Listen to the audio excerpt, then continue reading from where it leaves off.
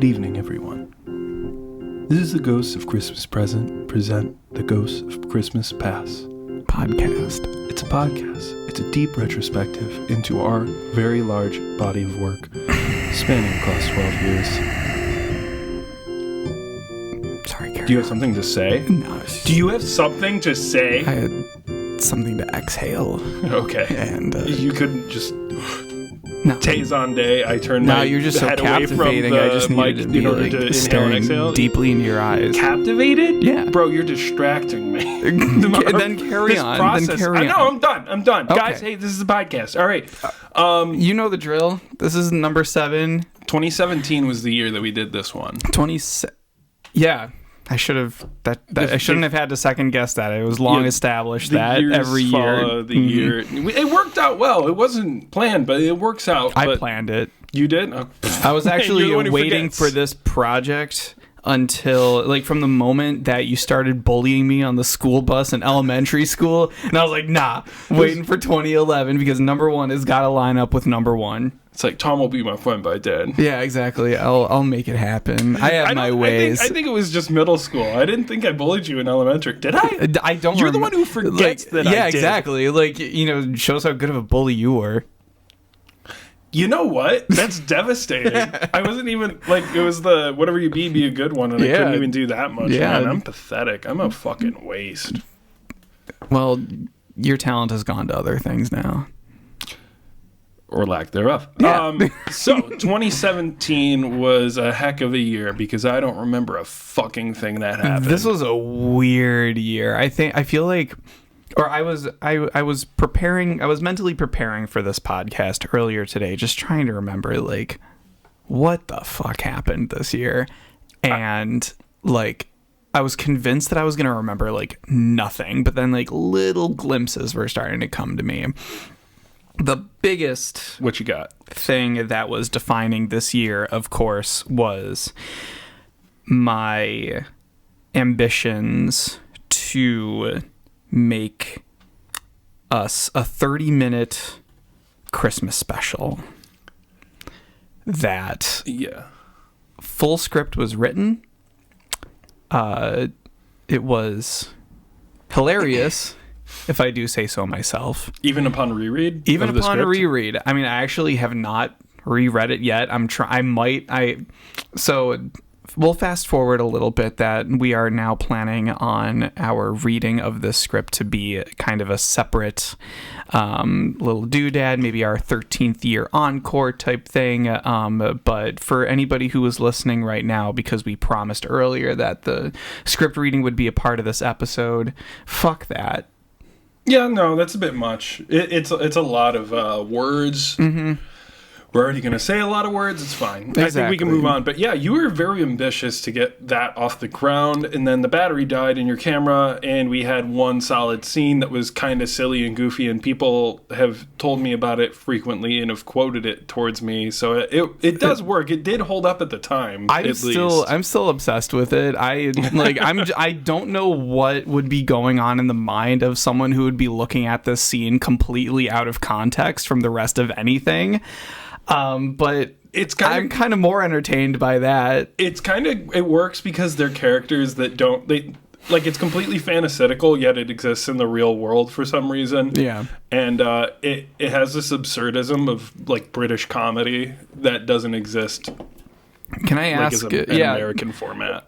Well, actually, on that, it's funny because I was like, one of the main inspirations for it was I started watching a lot of Flight of the Conchords at the time. And I was like writing some of these lines for us, like hearing Jermaine and Brett in my head. And then when like we went to record it and we're like saying the lines out loud, it's only then that I'm realizing, like, oh, Americans can't deliver like dry comedy in the same way of I mean, those guys British are New Zealander. Yeah, British like is one thing, but like New Zealand comedy is like bone dry, like left out in the sun, dry comedy. And I feel like they appeal to the cringe comedy as well, very much, because it's not that it's just dry, it's just very uncomfortable. And I don't know if the script really was uncomfortable, so much more just a little bizarre and surreal at times. I thought it was fun, whatever we did with it, and that was fun. I, honest to God, think we should just have a go at the actual filming of it, the more that we talk about it, because I'm like, you've been getting your chops with editing and creating, and I was always like, man, if you ever do a video project, I really want to be a part of it. And it's like, this is the only crossover that I have. So, I mean, I'm down, but if you just want to do a table read, we'll just do a table read. No, well, or now that the creative gears are turning, maybe I wonder what the possibility of AI animation. No, with like a Rankin Bass like AI learning. Like, do it like claymation style. Oh God, fuck! The possibilities are endless now with AI. We could do that. Do you think we should make our 13th album? AI album? No, dude. Do you know? I'd be embarrassed. I would be absolutely just eggnog on my face about this, because that's just fucked up. Honestly, I don't like AI. I don't like AI like as far as art goes, because it's just like this directly steals from people, and then kind of just creates things with low effort, and it's like we've already put so little from effort ourselves. Because we're stealing from Rankin Bass. We put so little into what we've already done. Why not try harder? Yeah. Well, because like when my toxic trait is I use this project as a way to test out bullshit that I don't feel like testing out any other way. That's fine. Yeah. Do you mean like the recording of this? There's the whole the Ghosts of Christmas Present as a whole. Oh, this has just been like your background thing. All the while, this is my main source of income. Yeah. Hey, at least you're getting paid for it. No, I'm not. So that's fun. Yeah. Well, what about 2017? What do you remember from it other than just the idea of putting together the script and then wanting to do the special? Or was that really it? The one other thing that does come to my mind that like probably has more to do with track 2 that I'll get onto it eventually, but the only other thing that I remember, or the only other reason that this year would have been significant, is first, this was my first year out of college. Oh, okay. And my first year with a job, kind of the first time that we didn't have to plan this around school. when I was out of school and like doing the project and stuff. But that kind of made it long treks. Yeah, I'm surprised. But it was all worth it. I never minded like coming home. I would come home like fairly frequently and. Bless you.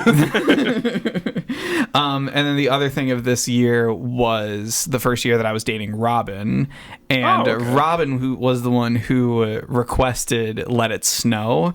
So more on that later, I guess. But like, I feel like it's interesting. This is kind of like halfway through we just got over the halfway point in terms of recording the albums, and now it's weird. I feel like this was kind of This was the year that I thought we were going to give up. To almost quote Bright Eyes, this was the first year of the rest of my life. Does he even say that in the song? That's why I said almost, because it's supposed to be like... Well, thank you. Because I was about to, Thanks for trying to wrap it around to something. Yeah, I feel like I should just own up to it. Honestly. You know what? You seem as disheveled as Connor Oberst would be if he were to play a show and he just said something. He's like, ugh, it's fine if it doesn't work. Respect. Fuck Connor Oberst. Well, what do you remember? What? He heckled me. I didn't know this. He encouraged somebody to heckle, and then I did the thing because he was okay. So like we were at the concert. It was 2010, so it was the last tour that they ever did before they came back together and had a reunion tour. Ooh, reboots, everything, reboot. Ladies reboot of Bright Eyes. Yeah, but in 2010, he was pissed drunk on stage, and like everybody was having a great time, even though he was like really sloppy and emo and doing his thing. He goes like, "I'm surprised that nobody has yelled out Freebird." Anybody remember that joke? And I went like, Freebird! And then he looked at me, like, I mean it, looked directly at me in the crowd, because it was like I wasn't that far off from the stage, and he just goes like, ha, ha, that's so funny. And I was like, dude, I'm fucking like 15, 14. Like, are you good, dude? You like, this is what you wanted, I thought. Like, and then he made fun of it. Like, he egged on the thing. Somebody did the thing, and then he mocked them. And it ended up being a child. He's a pussy. What a little bitch. I know. Now, what's he up to now? I don't know, alcoholism. Cool. Let's move on. Amazing. What was that? Oh, where were you in 2017? I was working at Lifetime Service Center as a pro audio repair tech, not learning as much as I thought I would while I was there. I stole at Dan Electro. Oh, I forget the fucking name of the build. It doesn't matter. It was like a semi-hollow with the F-hole. Do you remember that one? Yeah. Yeah. I had that. I stole that from work. Amazing. This was the last year I was living with my parents. Moved out after I started selling cars.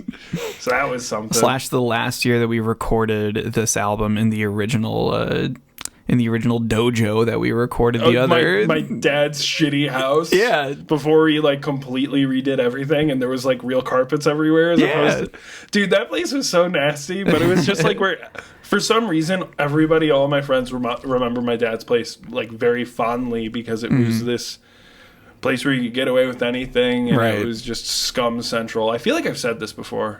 It's coming back to me. That makes you've sense. heard it before. I mean, maybe you've heard it before. That's fine. You probably have, because the only people that listen to this are Tom's friends. None of your friends? I don't know. If you're my friend, let me know if you're listening. Oh, wait, I told you about that, what's his name? Nick Grisanti, right? Yeah. I saw him outside the bank, and he's like, oh, I love the podcast. And I'm like, yeah. Did you even, what? I was like, huh? Like, so funny. thrown off. So, Nick, if you're listening, thank you. Thanks, Nick. Appreciate it. Oh, that like took me so off guard. That was the night of Nate's wedding. Mm-hmm. It was a lot of fun. That is so funny. Anyway, do you want to listen to the music? Let's listen to the music. We put this off long enough. You know what, Tom? You know what I think? No, you know what I think we need? I think we need Christmas. I think we need a little Christmas. Need a little Christmas. It's the part where I don't know if the song is just taking a long time to kick in or it's just straight up not working. You know, I originally was like, I wanted to do this song because I heard the Sufjan version of it, and I was just like, fuck yeah, we should do that. We should do something like that. Yeah. Why is this? And you were very much so here? not about it. I mean, I might have. You're distracted. Screwed this up. I thought oh, this might be it. Hey, you hear about the guy who dipped his balls in glitter? Pretty nuts, right? Oh my god. Sorry, you're taking too long. I just got to figure out something to fill. We can't have this much dead air. Dead air. Dead air. Well, I can hear it through your computer. We're not going to do it like this, are we? No, God, no. Oh, thank God. This is so sloppy. Are you good? I made sure that this was fine before we started recording, but, here we are. I'll just, fast forward through this, I guess. That's the output. Oh, do you mean, edit it out? Yeah. All right, that's very fair. And this was working just fine before you got here. I didn't do anything, bro.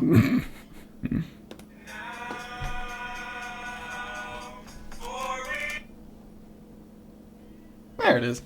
Oh my god, that sounds awful. I know what you mean with the headphone now. It's awful. Right. I wonder how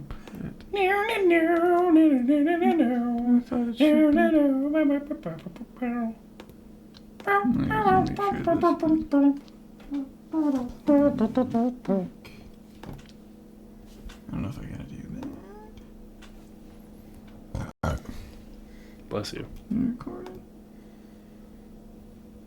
Okay, I'm getting waveforms and we're hearing it out loud. So, I'm just gonna assume that we're doing just fine. But now here's for me to line it up correctly and skadoosh. Skadoosh. And I'm going to be holding this button. And we're back. We didn't go anywhere. We don't have ad sponsors. Oh, and it's just recording. How wonderful. Yeah. So I remember wanting to start this because of Sufjan Stevens. I don't know where you're going to cut it in and cut it out, but anyways, I remember you not being very into that. I don't remember anything of that. Please tell me more. Jog my memory. All I remember is that I was what was I doing? I was doing something at the Spot Coffee in Williamsville, and I was listening to this version of Sufjan's "We Need a Little Christmas," and I'm like, "This is fucking excellent. This is our next fucking hit. This is our next thing to tackle." And then it turned to shit. But that's only because we ran out of time, because we were so convinced that we could do both the Christmas special and recording the music, and that was just a nuts thought. Yeah, I absolutely bonkers. I will keep saying it. I have no idea why I thought we could do both. Like, I mean, just side note, that was me kind of transitioning out of my adolescent mindset of filmmaking, which is just like, yeah, just throw a camera up and like read some lines kind of thing, which was like fuck the outline, fuck the lighting, let's just go. Exactly. But like I had, you know, the a little bit more of the skill to execute like, you know, good filmmaking at this time, and like, you know, a more complicated camera to work with and everything, and I just it just did not come together. But I remember you being somewhat opposed to this, and I don't know why, but I don't think you know why either. I don't either. I think you just had like a sour taste in your mouth about it. Or you felt like it was probably like something that would be a little bit more in depth than what I had in mind. I can only imagine that, like, maybe I would have. First, I love the melodica in this part. Like, it's a perfect addition. No, just like I was gonna say this too, and like the solo is perfection. Like, I so love, sloppy. Yeah, I love the banjo, like with like the melodica and everything. It's like, and I love that, like everything that the banjo does in this song is perfection. I love the little like right at the end. It's pretty it works incredible. Well with it, and that's also a Sufjan thing. Like the whole banjo being prevalent in everything is a very Sufjan thing. Well, at least early in like the 2000s. Not anymore, I don't think. But anyway, I guess he's not doing a whole lot of anything right now, is he? Oh, like, yeah, he's still like really sick, and his partner died, and it's all a sad thing. It's really sad. That's a great idea. Like getting back to maybe my reservations could have been like, maybe I just didn't want to do something. Maybe I just didn't want to do another like a kind of a too similar of an interpretation of already an artist's interpretation of something. Dude, I was just like, fuck it, we're ripping it off. Right, and maybe that was like a bit of a discrepancy there, that. But like, you know, and then I was clearly, like, well, what the fuck do you got? Right, exactly. And like, I think it just, I knew that I wanted this song, like, just because I knew I wanted it to be a part of the video. Yeah. I feel like a couple of songs I wanted to do specifically because of the video, kind of like very good.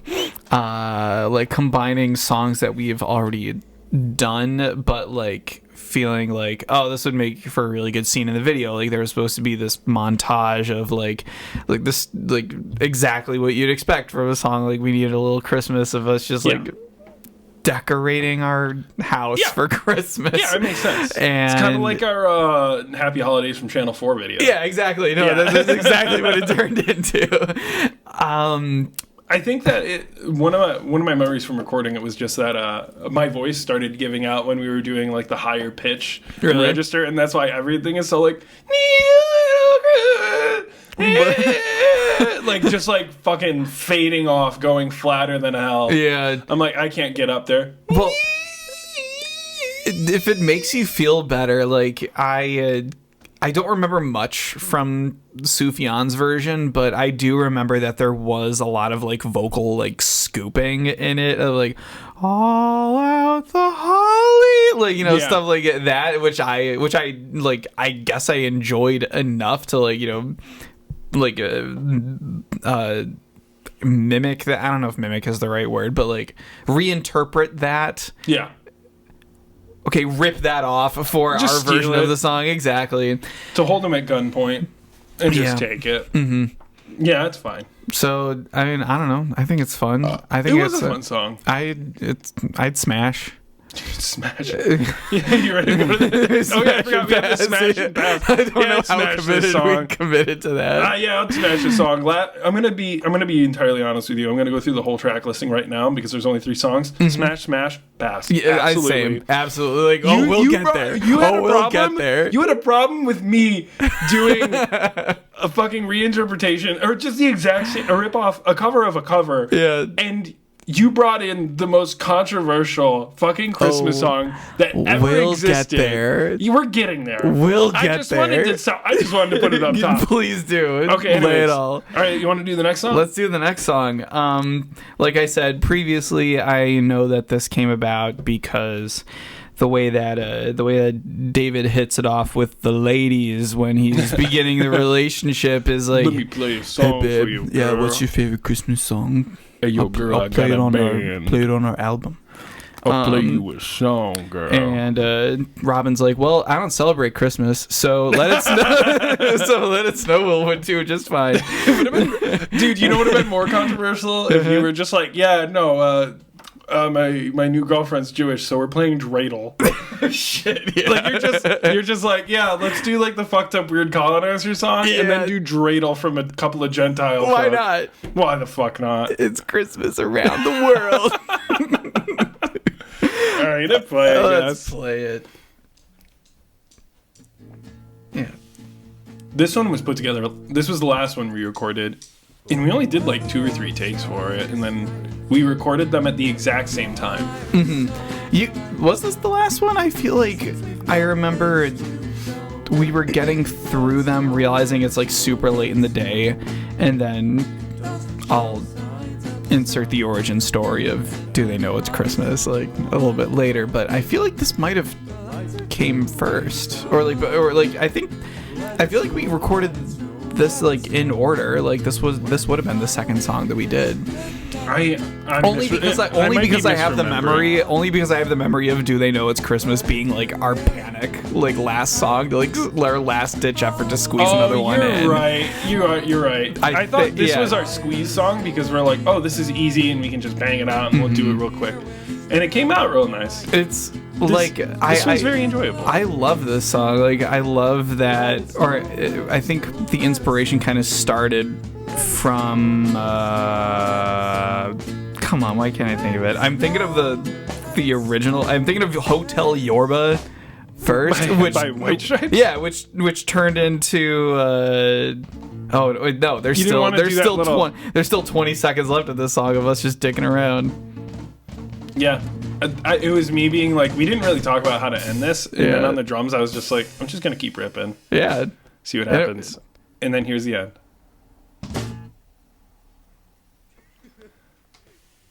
It's one of our more enjoyable letting it, like just really milking the ending there. Yeah, it was fun. Yeah, I think the conversation around this one went recapturing kind of what we had with Walking in a Winter Wonderland. Yeah, that was exactly what it was. And what Walking in a Winter Wonderland came from Hotel Yorba.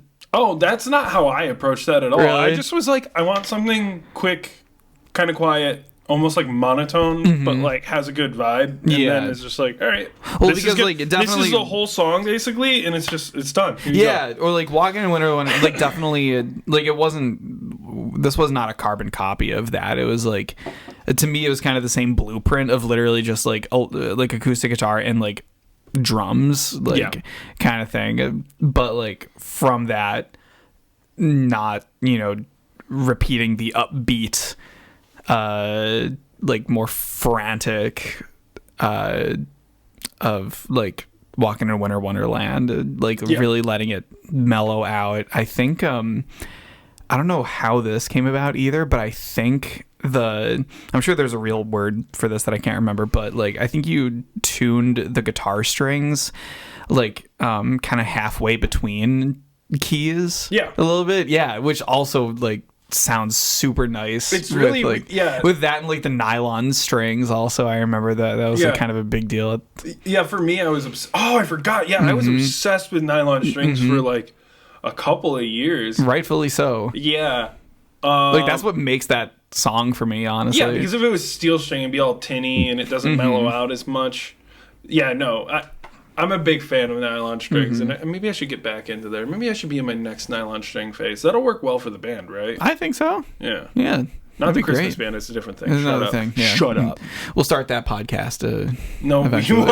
I don't want to do that. This is its own thing. This is the Hydra of just shit content. I'm gonna make that our tagline. But yeah, no, with that one, it was just I thought it was last, but I think I'm misremembering it because I remember. Alex this is probably what it was. You probably, as we were recording it, you probably in your head committed to the fact that this is our second and last song for the year. And then I think I don't have a strong memory of it, but I do remember being like, oh, come on, we got to do like at least just one more. We got to round it out. Like we can't just have a two. This two songs is almost too sad. Yeah, it feels weird, you know. Yeah. Like that's just proving to everybody that we gave up. Yeah, and I honest to God thought like this was the year. I was like, I don't know, man. Should we even keep doing this? Wow. This was because I was just like I felt like it was becoming diminishing returns. Mm-hmm. But I was wrong. Yeah, but like I don't blame you. I don't know if this is like a weird way to like think about it, but like I really feel like switching up the location that we were doing this, or like the fact that like where we did it later was locations, but we had to drive back there anyway, right? Because I found out I was like, I have all this shit at my dad's house still. I fucked up. Oh no! How long did you live? Cable. How long did you live at that apartment before? 275 Heath Terrace. Oh, I probably shouldn't say it. No, well, I don't know who lives there now, so they're fucked. I guess. Yeah. Whoops. In bumfuck Arizona, Hampshire, New Mexico. Excellent. Yeah. They'll buy it. Exactly. So it was in North Buffalo. How long were you at that location? Like, I think it was at that time just shy of. Oh wait, no, because it was 18 that I moved there. It was in March or May. Yeah, it was like 2 3/4 years. It wasn't that long. In my head, I feel like I remember seeing the side room, or what you referred to as the creative process room, as kind of like it has the vibe of like we didn't just move in, but we haven't been here all that long, kind of thing. Like I know that you were kind of scrambling to find stuff, but I guess that story's for next podcast. Yeah, we can just leave that. Yeah. And now for our next song. So let's talk about it. I want to hear what you have to say because this is mainly your fault. Oh yeah, this is entirely your fault. Is entirely my fault. I didn't even want to do this song, and it wasn't because nobody wanted to do this song. It wasn't because of the implications of the song either. I just was like, I don't want to do that. And then you're like, what if I get all these MIDI tracks for free and then just dump them in, and then all we have to do is the drums and the bass and the vocals. Actually, and I was like, you know what? Sure, why the fuck not? Right. Actually, like to me, it was like the work is half done. I did not anticipate this song being a part of the Ghost of Christmas Present, like at all. But I used to love this song when I was a kid. You did? Yeah, like I loved like how like atmospheric it was. I loved how like I don't know. I feel like this was like my and when I say kid, I mean like little kid, like 6 years old kind of thing. Like this kind of was like through Christmas music was kind of my introduction to other worlds of music, like just 80s music in general kind of thing. And I just never heard anything like this atmospherically beautiful before. And I was like, I don't fucking know what these lyrics are. Like, you know, it took a while before I started paying attention to lyrics of any kind. When was the original song written and recorded? I want to say the 80s. It was like kind of in that time period. Or it's almost like the Christmas, We Are the World, the Christmas special. That was also garbage. Yeah. So let me look. Do they know it's Christmas time? Song by Band Aid? Yeah. Yes. Yeah, because it was like all the 1984. Apparently, they re-recorded it in 2014. Did they? As the 30-year edition of it. That sounds terrible. So back in 1984. All right, that gives us at least one place to start off from. So what I have here are a list of African territories and states by date of colonization in which power decided to colonize them. So Nigeria, 1861 was the United Kingdom. Play the song. Okay, let's fucking go. Nigeria, 1861. It was the United Kingdom. They probably knew it was Christmas time. Very, very much so a Christian nation. Don't ask me about like the timeline as far as that goes with them in the King James Bible. Who gives a shit? Zanzibar, 1503, was colonized by Portugal. We got Algeria, 1830. France, Comoros, 1843. France, Tunisia, 1881. France. Basutoland, 1868, United Kingdom. Fonte Confederacy, 1874, United Kingdom. South Africa, 1879, United Kingdom. Marina, 1885, France. I can't pronounce this. This is so long. Bechuanaland, 1885, United Kingdom. Ijebu, 1892, United Kingdom. Mthwakazi, 1893, United Kingdom. Oh my god, I can't pronounce that. Rwanda, 1894, Germany. Dahomey, 1894, France. Bunyoro, 1899, United Kingdom. Kingdom of Benin, 1897, United Kingdom. Nai Kingdom, 1911. Wow, that's a lot later than I thought it would be. Burundi, 1893, Germany. Ashanti Confederacy, 1900, United Kingdom. Swaziland, 1902, United Kingdom. Fulani Empire, 1903, France and the United Kingdom. Libya, 1911, was Italy. Morocco, 1912, France. They're not even saying anything about how Netherlands. What was the country that the Congo? They colonized the Congo. That wasn't even on the list. There are plenty more on this list. They all probably know it's Christmas time. That was the whole reason for the bit. I'm sorry that I just read that over the whole entire thing. Thank you. Shout out Alex. That was a really tight bass line for this song that you recorded. My drums are shit, but that's fine.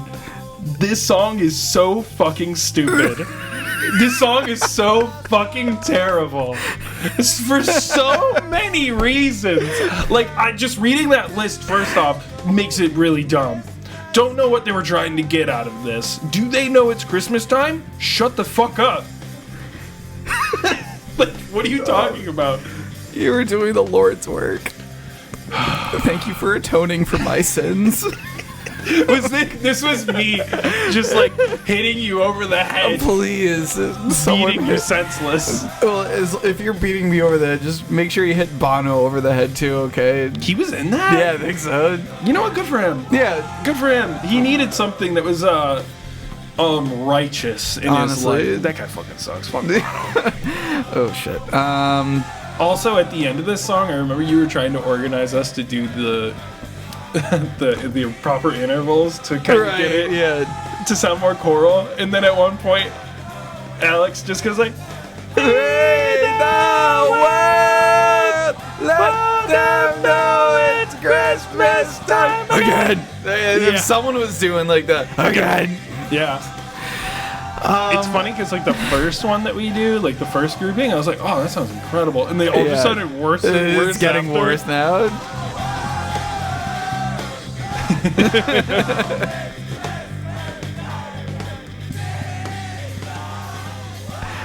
I mean, when we're breaking this far apart, when our chorals are when our vocals are crashing down that hard, we gotta have like we had to have like some kind of self-awareness, right? Of like, yeah. Oh my god, yeah. Every time I fuck up, I'm just like, well, this is either the new bit. Yeah, or I just have to. It's like a double self-awareness of like just the nature in which we throw together music and what the fuck we're singing about. Yeah, so like I would say with that, for me, that is the perfect encapsulation of me deciding in the moment. I'm like, so if I do something and it fucks up the song, I either just stop and I re-record because I want it to sound good, or I keep doing it because I'm like, this is the song now, and I've decided it. It's not unintentional anymore. Yeah. It is completely intentional. And and I love playing that game. And that I think was the most appropriate for the song. I was very on board with that because I think in my mind at this point it was quantity over quality. Yeah, or like quality. This is only your third song. Yeah, exactly. We got the quality down in like 1 and 2, and number 3, I was just like, I don't care what it is as long as we have a number 3. So like, how did you feel about the way I approached that? I'm perfectly fine with it. Like, the podcast with the song here. I could not think of a better way to address the wrongdoings of our past. Okay, cool.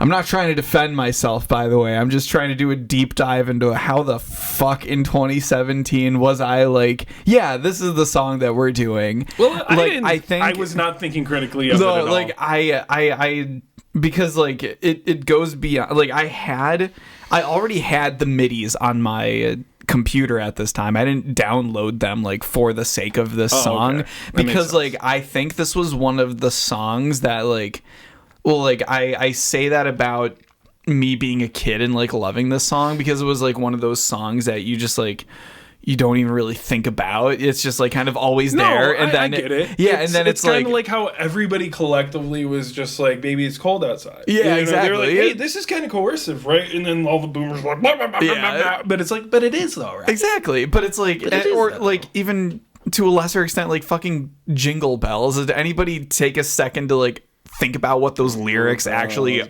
like?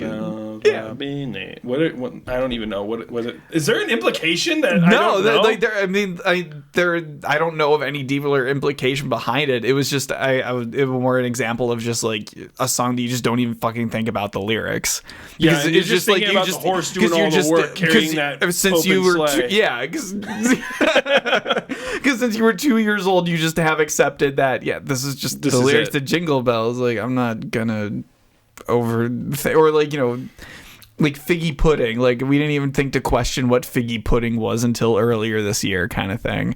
That's like one of that. I forgot. I'm gonna bring that bit back if I hear any phrases or remember any phrases about these songs that I'm just like, what the fuck is that? Yeah, like heard of a fruitcake? What's a Figgy Pudding? Yeah, is that some British bullshit? I don't want it. Get it out. I don't even want to think about it at this point because it sounds fucking gross. On that note, I don't want to talk about the fucking British. You want to just end this one? I think we're done talking about the British. Are we gonna go over the video? Let's go over the video. The palate cleanser for anybody who has stuck around this long. And so the video was one scene out of many from the special. Thank you for sticking around.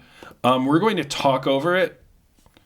We're gonna probably just mostly talk about the production process of it. I think so. So here, can you kind of turn it my way so I can see it? Tommy can see it. So I found David. This kind of started with our boss just being a character, and it wasn't supposed to be this. But then I cut a hole into the back of a green chair that I got at Goodwill for like $10. Yeah, that was and I was like, Alex, put your face through this. This is your fucking character now.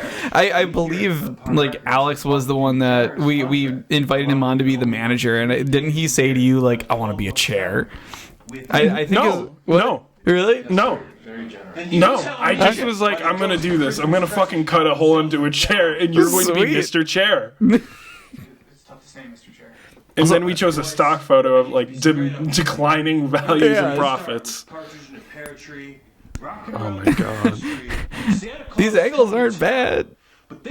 You can tell this was 1 year out of film school for your boy. You want to know what? This was... He kind of stole the whole entire thing. Yeah. He stole this whole thing, man.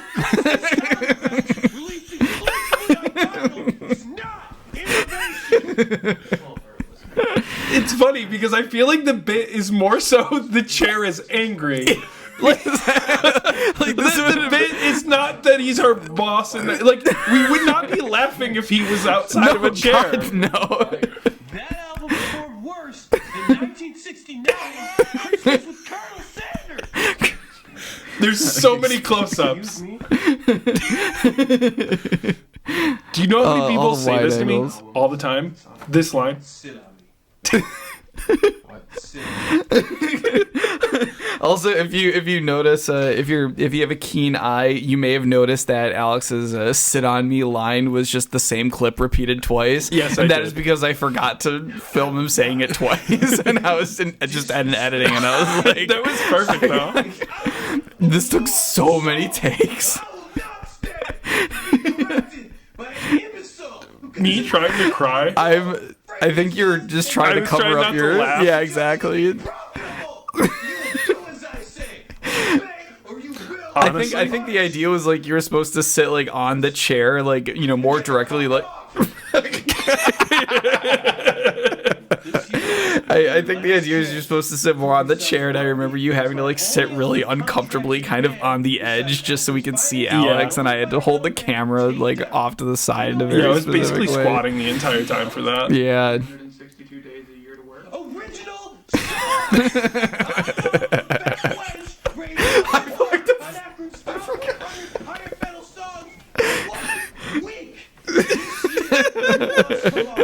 The best part of that is that it only stayed for 1 week Yeah.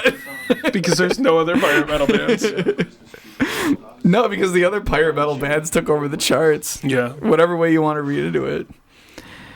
The sound of amp feedback. And the thing is, like, if Alex was just screaming the entire time, it wouldn't, like, work, but it ebbs and flows in, like, Yeah, a it very does. beautiful way. You know what's funny? Like, one of my favorite parts of his performance is that his head goes further and further through the chair. Wait, you're so right. I'm seeing so much more of his hair than last time. Like, my first thought, like, what I wanted to do was just have it be his face, but then his hair starts Right. sticking out and it just looks like stuffing anyway. Come back tomorrow with a demo for an original Christmas song. We never made the original song that year. Finished Christmas single released by December 25th. This is something we've been talking about for this entire... Yes, Mr. Chair. Now Dude, I remember... Oh, wait. Oh, the bonus I scene. always forget about this. Where's that spooky, smooth voice coming from? Ding! It is I. It's me, the ghost of Bob Ross. Bob Ross, what the hell are you doing here? I have come to teach you the true meaning of Christmas.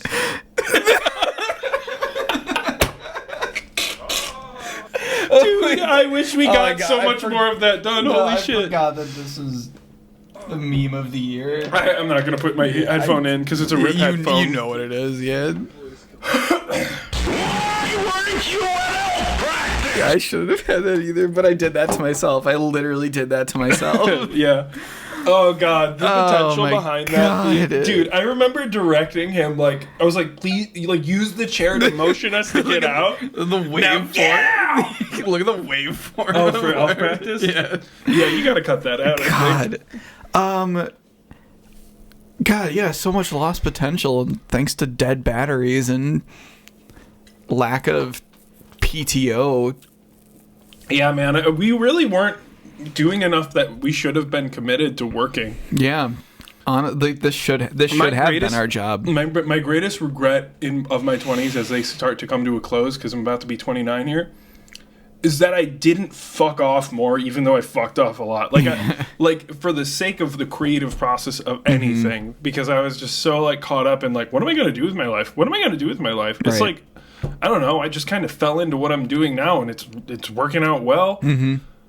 Like I wish I didn't worry as much, and I just said, "Fuck it, I'm not working. I'm gonna go work on this stupid video." Honestly, I'm in my fucking off era right now, thanks to a series of mishaps at me trying to get a good job. Yeah. But like it's whatever, man. It's whatever, man. Yeah.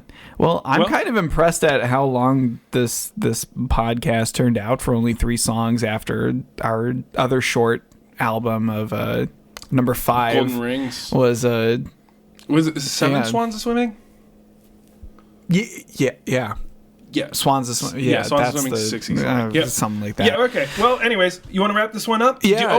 Do you have any questions for somebody from 2017? Well, like, what was your first job out of college?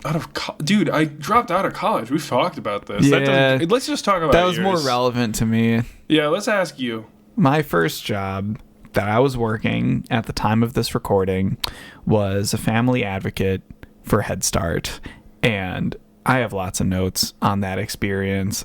Those kids deserved better. Not from me. I was great. They deserve better from the bureaucracy and the fact that they only pay their family advocates $11.75 an hour for 35 hours a week and yell at you and you work overtime.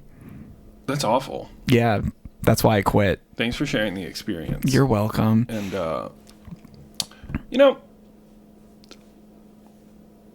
yeah, I say we should burn some buildings so that family advocates can get more money. I'm good there. Here, do you want to bleep this part out here, like right at this very moment? Let's do it. We should.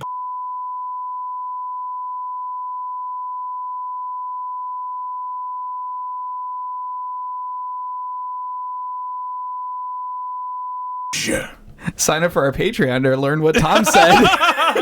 Goodbye. The Patreon's just one unbleeped message. Bye.